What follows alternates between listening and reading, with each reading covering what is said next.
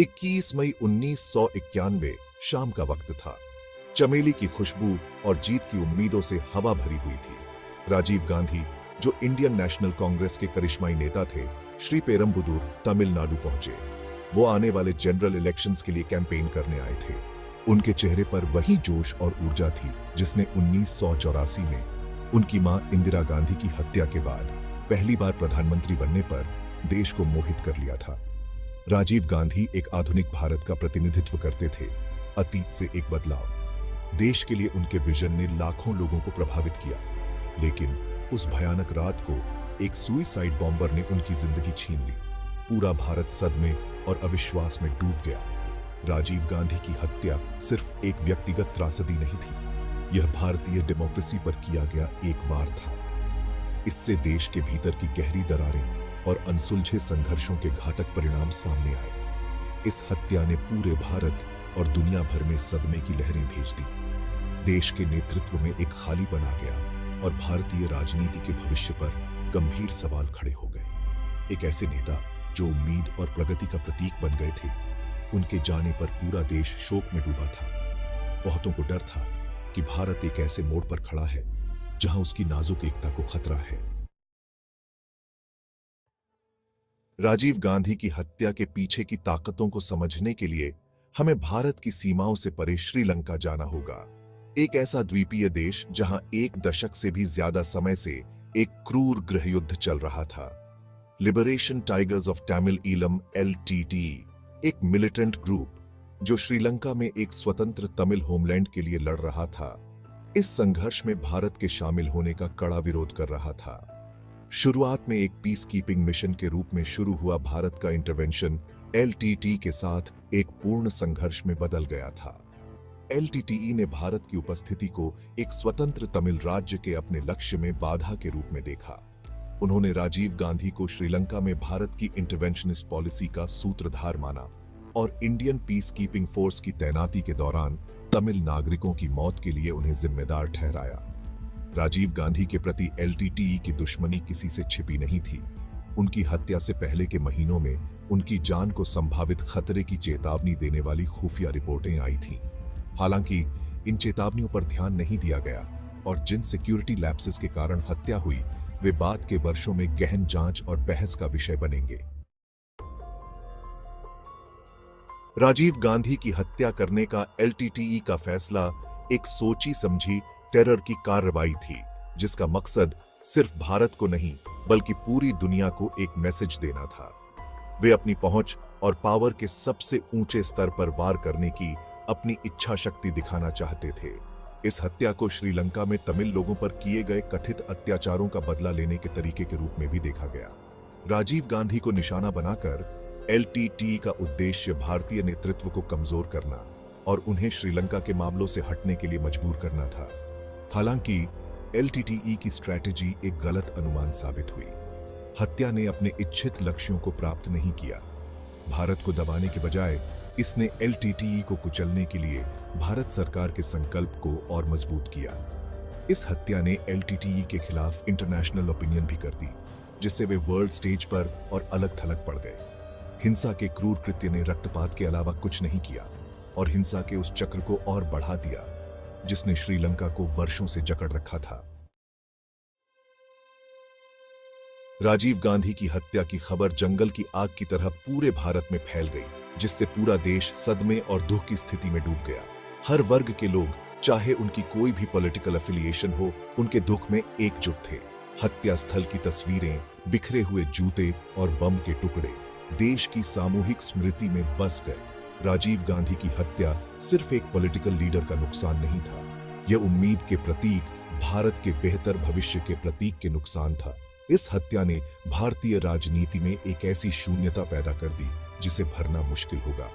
राजीव गांधी नेहरू गांधी परिवार के अंतिम व्यक्ति थे, एक ऐसा परिवार जिसने आजादी के बाद से भारत की नियति को आकार देने में महत्वपूर्ण भूमिका निभाई थी। उनकी हत्या ने कांग्रेस पार्टी के भविष्य और भारतीय डेमोक्रेसी की स्थिरता के बारे में ही सवाल खड़े कर दिए। धार्मिक, भाषाई और जातीय विभाजनों से जूझ रहे देश में राजीव गांधी की हत्या ने राष्ट्रीय एकता की नाजुकता की याद दिला दी। राजीव गांधी की हत्या के भारत और अंतर्राष्ट्रीय स्तर पर दूरगामी परिणाम हुए। प्रधानमंत्री पी.वी. नरसिम्हा राव के नेतृत्व में भारत सरकार ने दोषियों को न्याय के कटघरे में लाने की कसम खाई।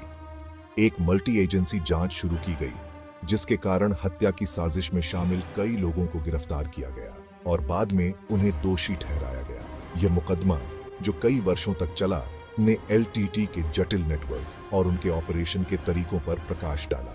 इस हत्या के कारण भारत में एलटीटी की गतिविधियों पर भी कार्रवाई हुई। संगठन पर प्रतिबंध लगा दिया गया और इसके समर्थकों को निशाना बनाया गया। भारत सरकार ने भविष्य में इसी तरह के हमलों को रोकने के लिए अपनी इंटेलिजेंस गैदरिंग और सिक्योरिटी मेजर्स को भी बढ़ा दिया। हालांकि हत्या ने भारत के सुरक्षा तंत्र की कमजोरियों को उजागर किया और आतंकवाद का मुकाबला करने के लिए अधिक मजबूत और कोऑर्डिनेटेड अप्रोच की आवश्यकता पर प्रकाश डाला। राजीव गांधी की हत्या का भारत की श्रीलंका नीति पर गहरा प्रभाव पड़ा। जबकि भारत ने श्रीलंकाई संघर्ष के लिए बातचीत के जरिए एक सेटलमेंट का समर्थन करना जारी रखा, यह सीधे इन्वॉल्वमेंट से सावधान हो गया। आईपीकेएफ के इंटरवेंशन के अनुभव से आहत भारत सरकार ने अधिक सतर्क दृष्टिकोण अपनाया, जिसमें मुख्य रूप से कूटनीति और मानवीय सहायता पर भरोसा किया गया। इस हत्या ने भारत श्रीलंका संबंधों पर भी एक लंबा साया डाला। श्रीलंकाई सरकार ने हत्या की निंदा करते हुए भारत में कुछ लोगों द्वारा एलटीटीई का चुपचाप समर्थन करने का संदेह था। इस संदेह ने कई वर्षों तक द्विपक्षीय संबंधों को तनावपूर्ण बना दिया। इस हत्या ने दक्षिण एशिया में क्षेत्रीय राजनीति की जटिल और अक्सर खतरनाक गतिशीलता की दुखद याद दिला दी। राजीव गांधी की हत्या ने भारत के सुरक्षा प्रतिष्ठान के लिए एक वेकअप कॉल का काम किया। इसने देश की इंटेलिजेंस गैदरिंग, सिक्योरिटी प्रोटोकॉल्स और आतंकवाद विरोधी क्षमताओं में खामियों को उजागर किया। हत्या के बाद भारत सरकार ने अपने सुरक्षा तंत्र में व्यापक बदलाव किए। नई सुरक्षा एजेंसियां बनाई गईं और मौजूदा एजेंसियों को मजबूत किया गया। विभिन्न एजेंसियों के बीच इंटेलिजेंस शेयरिंग में सुधार किया गया और ह्यूमन इंटेलिजेंस पर अधिक जोर दिया गया। प्रधानमंत्री और अन्य गणमान्य व्यक्तियों की सुरक्षा का काम करने वाले स्पेशल प्रोटेक्शन ग्रुप को नया रूप दिया गया और इसके कार्यक्षेत्र का विस्तार किया गया। हत्या के कारण भारत की सुरक्षा नीतियों में एक बड़ा बदलाव आया, जो एक प्रतिक्रियावादी दृष्टिकोण से हटकर अधिक सक्रिय और प्रिवेंटिव दृष्टिकोण की ओर बढ़ गया। राजीव गांधी की हत्या ने भारतीय राजनीति में एक महत्वपूर्ण मोड़ का प्रतीक किया। इसने शीत युद्ध की समाप्ति के बाद आई शालीनता की भावना को चकनाचूर कर दिया। हत्या ने आतंकवाद, जातीय संघर्षों और धार्मिक अतिवाद से उत्पन्न चुनौतियों को सामने ला दिया। हत्या के कारण भारत में राजनीतिक अस्थिरता का दौर भी आया। आंतरिक विभाजनों और अपने करिश्माई नेता को खोने के कारण कमजोर हुई कांग्रेस पार्टी को सत्ता पर अपनी पकड़ बनाए रखने के लिए संघर्ष करना पड़ा। क्षेत्रीय दलों का उदय और नए राजनीतिक स्वरूपों के उद्भव ने राजनीतिक परिदृश्य को और अधिक खंडित कर दिया।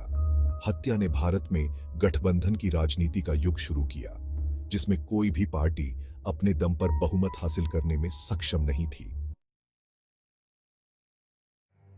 प्रधानमंत्री के रूप में अपने अपेक्षाकृत कम कार्यकाल के बावजूद राजीव गांधी ने भारत पर एक अमिट छाप छोड़ी।